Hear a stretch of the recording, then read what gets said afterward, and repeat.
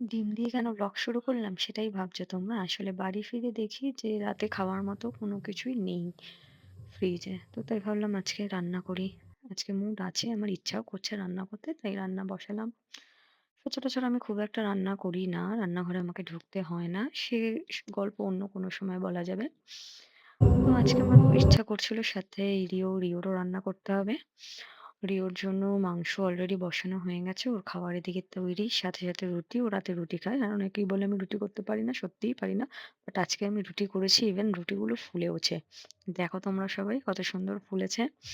কথা বলতে, বলতে ডিমের ঝোল তৈরি হয়ে গেছে অলরেডি অলমোস্ট। তো ডিমের ঝোলের সাথে ভাবলাম কালকের জন্যও কিছু করে রাখি। রান্নাঘরে যখন ঢুকেছি একবারে কালকের জন্য মাংসও রেডি করে রাখি। তো সেই মতো আলু ভাজলাম। মাংসের জন্য আলু ভাজা রেডি। তারপরে গরম গরম তেলে একটু তেজপাতা ছেড়ে দিয়ে, পেঁয়াজ ছেড়ে দিয়ে কোনো রকমে একটু মাংস রেডি করছি। খুব ভালো রাঁধুনি আমি না। আসলে কি বলতো, সারাদিন অফিস করে এসে রান্নাঘরে ঢুকতে আমার একদম ভাল লাগে না। আমার অফিস আর আমার বাড়ির ডিস্টেন্সটা অনেকটা। তো কথা বলতে, বলতে অলরেডি মাংসের মসলা কষানো হয়ে গেছে।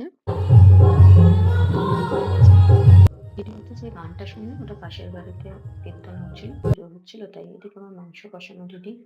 মাংস কষানোর সাথে, সাথে আমার ছেলের একটা দুর্দান্ত গান আছে।